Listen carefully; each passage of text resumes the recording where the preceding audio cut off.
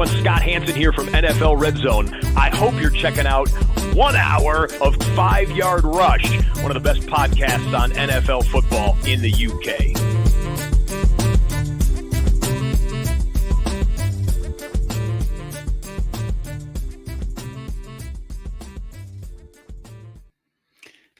Hello there, Rush Nation. Here we are. It's back with another week, and we're back with the Fantasy Football Bible Part 1. Apologies for the sort of absence over the past week or so.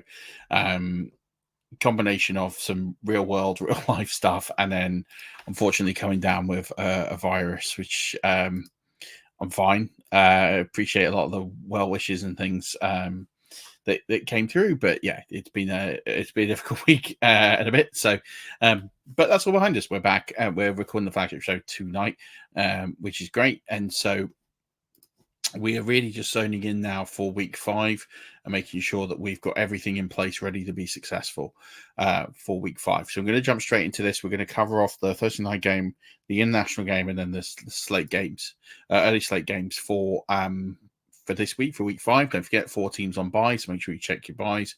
But let's dig straight into it. So tonight's game is the Falcons versus the Buccaneers.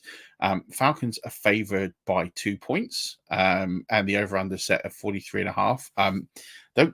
Obviously, I'm a Buccaneers fan, so I've got to be a bit careful what I say here, but I don't necessarily agree that the Falcons are favourites going into this. Yes, they've been pretty good on defense, and they've made some really big plays. They scored a special teams touchdown, defensive touchdown last week, and that's definitely something that will go in their favor. And they have quite a strong pass rush, which against that potentially porous Bucs offensive line will come into play. But we know the Bucs can score points, and we know that the Falcons have struggled on points. And some of the matchups, in particular Drake London and Darnell Mooney. I mean, Darnell Mooney's up against Zion McCullum, who is PFF's highest graded quarterback going into week 5. So we're looking at that matchup thinking like, I don't really see. We know that the Buccaneers are really good at stopping the run and Bijan Robinson. So other than Kyle Pitts, and this being a favorable matchup for him, I don't really see where the strong points are. So that's why I'm a bit dubious on the favorite tag here. Over under 43 feels low. I feel like that the over will be hit here. But let's get straight into it. I've got some of my rankings up here on the screen. Let's go with the quarterbacks in this one. And I have Baker Mayfield set at QB9, as you can see on the screen this week. Kirk Cousins all the way down at 20. I think he's right for turnovers in this game. And I just don't think he's going to throw for a big bunch of yards. I think I expect him to maybe be a little bit lower down as a result. Moving on to the running back. So I actually have Bijan Robinson down at RB15. I know he's a PPR weapon, and if this was straight PPR, I would probably have him a little bit higher, but I'm ranking him on half-point PPR. I just think there's better options this week. Obviously, a lot of this might depend on injury as well. So there's part of that I need to be a little bit careful of, because I've got a couple of players above him, like Joe Mixon, Brian Robinson, who are questionable, so I'll see what some of the details are. But yeah, I think for me, Bijan Robinson, it's very hard to put it in an RB1 performance against the Buccaneers. And I think that kind of gets excluded a little bit despite the talent. I have the running back tandem of Bucky Irving and Rashad White firmly in sort of edge of RB2 territory. Bucky Irving at 23, Rashad White at 27. Rashad White will be the PPR monster, and Bucky Irving will get the late carries in the second half and boost the numbers that way. And the way I have this game script is I think the Buccaneers will get ahead, and I think they'll manage it a bit more with the run this week, and I think those carries will go to Bucky Irving, which is why I have Bucky Irving as a little bit as a favourite over Rashad White this week. But both are definitely startable. Let's talk about the wide receivers here. I have Chris Godwin as wide receiver 4, Mike Evans as wide receiver 10. I think both of these will be used heavily and often, and I just think with the options that are available to Atlanta, I have them significantly lower. Drake London is at wide receiver 40. I just don't see him finishing higher than that. He has not put in a sterling performance all season. I think he's got a tough gig against Jamal Dean. I don't like that matchup for him. And the way that Cousins is throwing the football right now, I'm not entirely convinced. I have Ray McLeod at 45. Wouldn't shock me if Ray McLeod would be the highest receiver in this game out of the slot. I think that's where they will probably get the most joy. Darnell Mooney all the way down at 51. I look at the tight ends in this game, and I have to say this is a make or break week for Kyle Pitts owners. I actually have him at 12, but it wouldn't shock me that he was significantly higher than that. I just think for me, this is a week where Kyle Pitts can really exploit going over the middle and should see a high amount of volume. It's a good matchup with him. Tampa do like to give away points to tight ends. Look at Dallas Goedert last week, for example, when they had no success in the air, it all went to Dallas Goedert. And you can argue, oh, well, it's the receivers, we're injured and all this, but effectively, Tampa do like to give away points to tight ends, and I think that they're likely to do it in this scenario again. If it doesn't happen for Kyle Pitts this week, it's not going to happen at any point, really. That's my kind of concern. So for me, this is a real sort of point to in a redraft season where I'd almost say if he does not finish in the top 12 this week, he could be classed as droppable. I have K. Dalton at 14. I actually think he is coming along nicely and starting to get more work in this game, especially with Jalen McMillan kind of being a bit injured as well. Yeah, it plays nicely there. As for the defenses here, I have the Tampa Bay Buccaneers at 11. I have Atlanta at 22. I just think the Bucs will get some turnovers in this game. I have Young Hoku at 5. And then I also have Chase McLaughlin at 8. So both the kickers here are startable.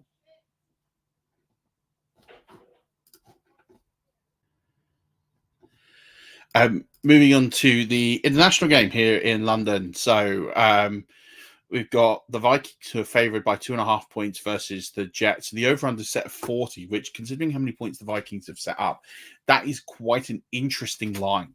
And one I'll be watching very closely. I actually don't think that's a bad line. If that line does come out to be true, then we're in for some trouble here, fans in the UK. Might not be the most exciting game that will be scheduled to see at any point this season. Where I'm at with the quarterbacks in this one, I have got Aaron Rodgers at quarterback 14. Sam Darnold is all the way down at 24 for me. I think this is a game that's ripe for him to potentially give away some turnovers. I think this Jets D plays really well and matches up really well against Minnesota. You look at the way that they play D, the way that they have those safeties and those corners. I think they're going to contain Jordan Addison especially, and you'll see why in that ranking. And then I think as well, you look at who else they've got in terms of coverage. Justin Jefferson's the X factor in this game. If he has a big game, I can see Minnesota winning it. I think if the Jets D can really contain, they get pressure on Darnold early, they get him to commit turnovers, and then they're able to contain Jefferson, I think that the Jets can win this game. There is a pathway to them. They look definitely the more suited in this game, even though the line does have the Vikings as favorite, but it's not a big line. So it's something to definitely consider there. As we get into the running backs here, I've been really disappointed with the usage of Breece Hall, and it's making me question what I think about. I don't have many nice things to say about Nathaniel Hackett. I don't think he's this great offensive genius that he is sort of being compared to be, and as a result, I have Breece Hall at 13, and I get that they have Braden Allen, and they can use Braden Allen, who I have all the way down at 32. But having said that, Breece Hall is a player who keeps this team afloat, and I'm really concerned that he is all the way down at 13, and that usage is continuing to plummet week by week. And I don't know if it's an injury. I'd like to get a bit more clarity. So I've got him down at 13. I'm conservative on him, but you have to start him. Aaron Jones for me is running back 5 this week. Ty Chandler's all the way down at 45. Aaron Jones has really cemented his place as the leading receiver here. Now, I do have Justin Jefferson as my wide receiver 5 this week. I do think that he will be able to have an impact on this game, but I wouldn't be shocked if he doesn't meet that expectation. So it's something to keep an eye on, but of course you're going to start Justin Jefferson. I have Garrett Wilson all the way down at 27. He is just not getting the volume that is making him a huge play in fantasy football right now. So he is a flex play, and that is where I have him. I don't really feel comfortable putting him much higher than that. And it's a situation that if they end up trading for Devontae Adams, he's going to plummet all the way down my rankings. So Alan Lazard is at wide receiver 44. Now, his fantasy value will die if Devontae Adams does move across there. But at this point, that's not going to happen this week. So Alan Lazard is comfortably there in the ranks for me. When I look at I look at Jordan Addison, I've got him all the way down at wide receiver 55, and some people are going to be surprised. I'm going to link to if it's out at the point of sending this out, my wide receiver cornerback column I wrote for Fantasy Pros, and he has a terrible matchup against Sauce Gardner. I just don't see him utilizing that option this week, and I think he's going to find it really, really difficult. And the same goes for Jalen Nailor, who's all the way down at 84. So really, for me, the starts in this game are only Alan Lazard, Garrett Wilson as flex plays. Justin Jefferson's really the only must start for me. The practice window's open for TJ Hawkinson. I don't think they're going to risk him this week. So really the only tight end of note here is Tyler Conklin. He is going to be my tight end 13 coming into this week as it stands right now at time of recording. And then as for the defense, I've got the Jets all the way up at 6. I've got the Minnesota Vikings at a reasonable place. I've got them at 7. So I've got both of them effectively back-to-back. I think both will make impacts on this game. That Brian Flores defense in particular has been really nasty. And that's both these defensive coordinators are going to contribute to the over-under only being 40. As for the kickers, I imagine you probably don't have either kicker, but Will Reichard is at 21 and Greg Zuerlein is at 23. Moving on now to the 6 o'clock window here in the UK, the 1 o'clock window over in America. And there are 6 games in this window. These are the 6 I'm going to preview. And then we're going to kick out, and then we're going to end this, and I'm going to do the rest tomorrow, where there'll be an influx of information as well. So let's start with Bears v Panthers. Panthers are favored. Bears are favored. I would say Panthers are favored. They're not going to be favorites in many games this season. The Bears are favored by 4 points. The over-under set at 41, so another low-scoring game here. And I think that's justified. Both defenses are, I'd say both offenses aren't really established and elite here. And that's going to contribute to the low ranking here of points. And I think as a result, I think the way I see this game is the D of Chicago definitely keep them in there, and Caleb Williams is making just enough plays. But I'll be honest with you, I'm just not happy with Shane Waldron. And I think there's something that has to be done there because his play calling is unimaginative. And I'll talk more about that on the flagship show tonight, because I'm deeply concerned at his play calling and what he's doing for this offense. I don't think he gives Caleb Williams the best chance to win. On the flip side, I look at Carolina. They're definitely better with Andy Dalton. They've started to run the football a bit better, which is good news. But unfortunately, they just give away. There's just a lack of discipline, a lack of weapons on this team. I don't think Jonathan Brooks is going to be ready for this game. And so as a result, we're just going to have to crack on with what we've got. So I think the Bears will get in front and stay in front. I don't think it's going to be a glamour match. I don't think it's going to be anything that anyone will be overly excited about watching frequently or wanting to rewatch this more than once in particular. But it will be should be a win for the Bears. I'd be surprised if they don't win it before they jump on the plane to London for next week. I've got Dalton at quarterback 16 and Caleb Williams at quarterback 19. I do think Dalton is going to throw some picks in this game. And especially if they're going to target Jalen Johnson, then I think that's a huge mistake. I think they can get some joy from Tyreek Stevenson, who's matched up against Deontay Johnson. That should be a really good matchup for them to exploit. But if they start using Xavier Legette and they've got Jalen Johnson on him, that could be a really, really bad day at the office for the Carolina Panthers. We go with the running backs in this game. And DeAndre Swift, who I've been critical of, has been better. He was better last week. I actually have him at 14 this week. I have Chuba Hubbard at 10. I think they're running the ball quite well, and I think it's a good matchup for the Carolina Panthers to run the football. And I think they'll have periods where they'll be in this game and get the success in running the football. Moving on to the wide receivers here, Deontay Johnson is my wide receiver 6 this week. Because of that matchup, I think he's got a brilliant matchup and he can exploit it. He is questionable at time of recording, so we'll have to see what happens there. DJ Moore is my wide receiver 12 this week. I am concerned about the Shane Waldron experience, though. Keenan Allen is all the way down at 48. Ramon Duzay 53. Xavier Legette is all the way down at 57. I know he scored last week and he's been impactful, but I am a bit concerned about that matchup against Jalen Johnson, who has been the NFL's best corner statistically so far this season. Moving on to the tight ends, I've got Komet at 19, Tommy Tremble at 24 for this week. And then moving on to the DSTs, I do think there's some turnovers here. So I have the Bears here at 3. I think that's going to they've been really, really good this season, that Bears D, and have really been coached up quite well. The Carolina Panthers I have down at 25. They're not turning over the football Bears, and that's why they're winning games. I look at the kickers here, and there's not really too much to shout here. Cairo Santos is kicker 13, so he's someone that potentially could start Eddie Pinheiro all the way down at kicker 25. Moving on to the next game we've got here is the Bengals versus the Ravens. Ravens are favored by 2.5 points in this one, especially after their blockbuster win against the Bills.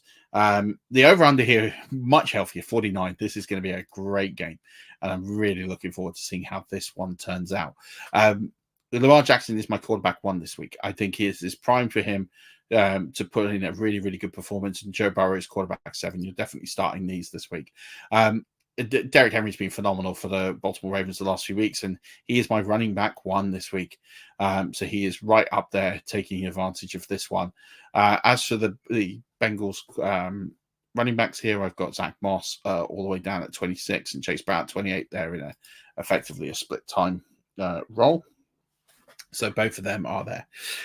Moving on to the wide receivers here, and I have Jamar Chase down at wide receiver 8, Higgins at wide receiver 16, Zay Flowers at wide receiver 31. They're the 3 in this game. I think Baltimore, Rashard Bateman could be a potential flex play this week, so someone definitely of interest and someone to definitely keep an eye on.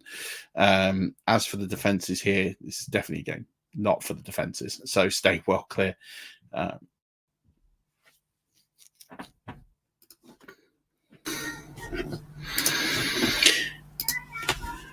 With the Baltimore Ravens at 13, and Cincinnati Bengals I have ranked dead last at 28 this week for DSTs. And then looking at the kickers, Evan McPherson's at 6, Justin Tucker is at 9 this week, so both highly startable as per usual. Moving on to the next game. It's Texans v Bills. This is a really close game.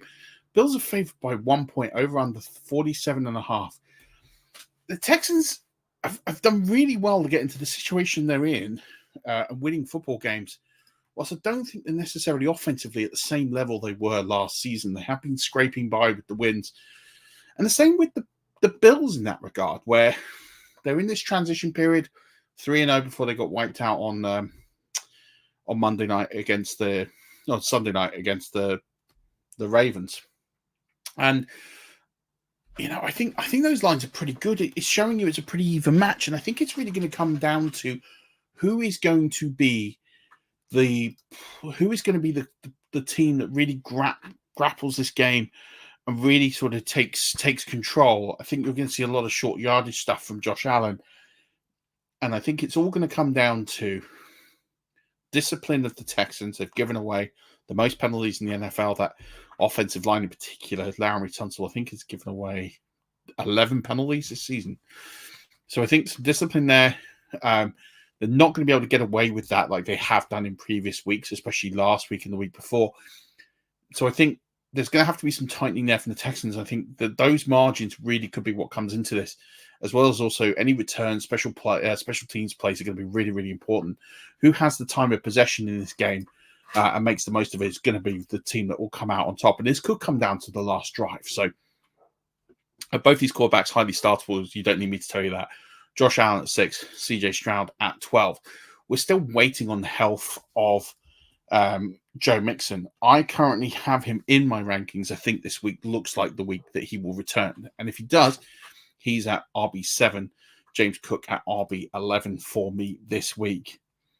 I think Nico Collins has an outstanding matchup this week. He is my RB1, my wide receiver 1 overall this week, and he is one I feel pretty confident will have a big week. Stephon Diggs is all the way down at 23. I think he's got a better matchup than Tank Dell, so I like him as a start play this option this week. Khalil Shakir has been the main threat in this offense. He is at 32. Tank Dell's all the way down at 54. I wouldn't start him this week. I don't think this is a good matchup for him. He has got really tight coverage this week. And it's just not a matchup I'd be looking for him to get points out of. And I write about that in the wide receiver cornerback column. I'm at the point now where I've pretty much given up on Mark Andrews. I have Mark Andrews all the way down at 29. So actually, Isaiah Likely's the tight end I've got ranked for Baltimore. He's my tight end 9 this week. Dalton Kincaid is right next to him at tight end 10. Sorry, I just talked about Baltimore with Likely. I think I meant to talk about him a second ago. I missed off randomly the tight ends when I talked about Baltimore. So yeah, I'll talk about that quickly. I'm so sorry. Isaiah Likely 9, and then I forgot about Mike Gesicki's all the way down to 20. Let's talk about the actual game. I talked about Dalton Kincaid. I guess Good Monday Night was such a good game. It's still in my mind. For me, I'm not sure that I'm trusting the tight ends of Houston at any point in the season. So Dalton Schultz all the way down at 23. You can ignore him, as I'm sure you have been all season. And then going into the DSTs, I'm probably swerving both of these because of the high over under. Buffalo Bills are at 20 and the Houston Texans at 24. So definitely not starting either of those. But these kickers are definitely highly startable. Kyrie Fairbairn at 4 and Tyler Bass at 10. Both of those highly startable this week. Moving on to the next game on the bill, Jags-Colts divisional affair. Jags are favored by 2.5 points, even though they're 0-4, and the over-under is set at 46. I don't get that. I don't know what to say. I don't get that. I have no trust for the Jacksonville Jaguars right now. I actually think they'll lose this game. I think the Colts, for starters, they've got the defense, if nothing else. I know offense has been a bit tricky, but they look good with Flacco. Michael Pittman started to appear in the box score, which is kind of what we've all been waiting to see all season long. I just don't trust Trevor Lawrence right now. I don't. He's lost his last 8 or 9 starts. I just don't. I don't trust the Jags to come out with a win here. I really don't. So I'm kind of out on them. Having said that, I have Trevor Lawrence at 12. I think there's a lot of quarterbacks with a lot of tricky matchups, and I think this is a tricky matchup, but I think it's a slightly better matchup than other tricky matchups. I have Richardson in at 13 currently, just with that rushing floor. If he doesn't go, I will bring in Joe Flacco. Joe Flacco is probably going to be around the Andy Dalton quarterback 16 range is kind of where I think he will be. He won't put him in the exact same spot, but I think it'd be a match for him to exploit. Looking at the running backs here, and I don't think Jonathan Taylor is going to go. He is currently out of my rankings. So Trey Sermon is in. He is in at 18, and then Travis Etienne is also questionable. I do expect him to go. I have him at 20 with Tank Bigsby, who's also questionable at 36. There's a lot of questions here around the run game in this one. I think whoever the starting running backs are in this game, you can start them, but I wouldn't expect necessarily that running back 1 performance from any of them. I think if Taylor is good to go, then I will change my opinion. I'd probably slot him at the bottom end of that RB1 line, given how much of an offensive threat he is, but we need to wait and see.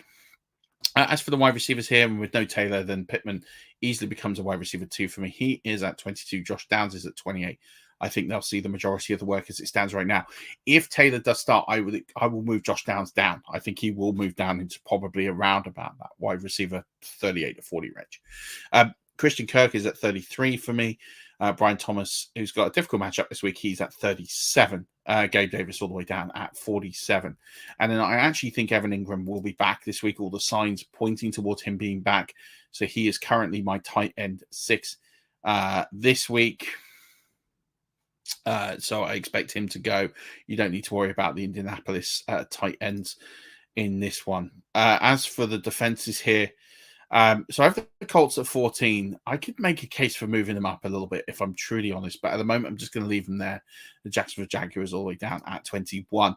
And then looking at the kickers here, Matt Gay is at 19 and Cam Little's at 20 back-to-back. So don't need to start them. Not players you definitely need to be thinking about in this game. Moving over to the next game here, and it's Patriots Dolphins, and this one's going to be tough. Patriots are favored by 1. The over-under is 36.5. I don't know what to tell you other than that's 1, not the lowest line of the week, which is shocking. And 2, this is a game that I think for fantasy purposes, you almost want no part of. There really isn't any part of this for fantasy football I want a part of. I'm not starting the quarterbacks here. Tyler Huntley's at 21 in a Superflex league. This is the one game I think you could probably get a small amount of production out of him. I've got Brissett down as my bottom starter at 28, and I actually think Drake May could probably come into this game. The tide is turning on there. I think Jacoby Brissett's time is coming to an end pretty quickly. The only fantasy asset I think you can start in this game with any real confidence here is Ramondre Stevenson at 16, and then I guess inversely, Devon Achane at 24. Both of those players are players that you can start as sort of wide receiver, as running back 2s this week. The wide receivers, I guess you're going to have to start Tyreek Hill this week. He is all the way down at 26. Jalen Waddle at 52. I don't have any New England receiver above 70, so definitely not players I'm touching this week. Hunter Henry, if you're desperate for an update on him, he is tight end 17. This is going to be a tough game, which means the defenses might be relevant here. So I have the New England Patriots at 4 and the Miami Dolphins at 8. I think they're going to be wouldn't shock me if we come out of this game and they're the 2 high scoring factions in the whole game. And then as for kickers, not much to really talk about here. Joey Sly is at 26 and Jason Sanders at 28. So again, not much to really concentrate on there. It's going to be a brutal watch. Last game of this window, last game of this video, and then we'll move on to the late slate, Sunday Night Football, Monday Night Football tomorrow. And it's Commanders v. Browns. Commanders are favored by 3.5. The over-under set 43.5. And that's a fair line, I think, based on what has been going on in the last few weeks so far this season. The Commanders have a dynamic offense. They've looked really, really good. As a result, Jane Daniels is my quarterback 4 this week. I feel pretty comfortable with him in that top 4 range. I have Deshaun Watson at 17. I think he'll get some joy this week. But again, I'm not necessarily sure he's going to have the most productive of weeks. Moving on to running backs this week. And this is a really interesting one with what's going on in this particular game. So Brian Robinson Jr. is questionable. If he is good to go, he will be my running back 8 overall this week. Jerome Ford will also be in my top 12. He will be at 12. I think you'll see a lot of this game put on the ground, and you'll see a lot of rushing between the two teams. Austin Eckler, if he does go, is at which I've got him at currently, is at 34. Donta Foreman at 47. I'm not touching them. If he doesn't go, then keep an eye on Jeremy McNichols. He is someone who scored a touchdown last week, and he could be fantasy relevant here. As for the wide receivers in this game, the top one here is Amari Cooper. He has a decent matchup against Benjamin St-Juste, and I actually expect him to do quite well out of that. So I have him at wide receiver 21 this week. Terry McLaurin is at wide receiver 34. Jerry Jeudy at wide receiver 41 this week. As for the tight ends, and I think you could see David Njoku back. I've got him at 15 this week. I think you could see him make an appearance, but I don't think he's going to be fully up to speed and at his highest best as of yet, but we'll see what happens. Zach Ertz is right behind him at 16. Looking at the defenses here, And I have the Cleveland Browns at 18, Washington Commanders at 17, effectively back-to-back in this game. Starting options, but better options I'm sure you can pick up off the waiver wire here. And then as it comes to the kickers in this one, Austin Seibert is at 14, Dustin Hopkins at 15. Again, I have them back-to-back. They're both startable. They're both available options, but I'm not necessarily sure you want to back the entire house on them. And that's going to do it for the Bible for this part one. We'll be back with part two tomorrow, where we'll cover off the rest. And you can see on the screen, if you're watching this on YouTube, you'll be able to see all the rankings. I've done up to wide receivers top 36, so you'll have a good snippet here, and I'll cover off the rest tomorrow, so you can view, screenshot, do whatever it is that you do with them. But good luck to all of you this week. I'll be back tomorrow with some more content. Until then, Rush Nation, don't forget, as always, it's really good to be back. Keep rushing.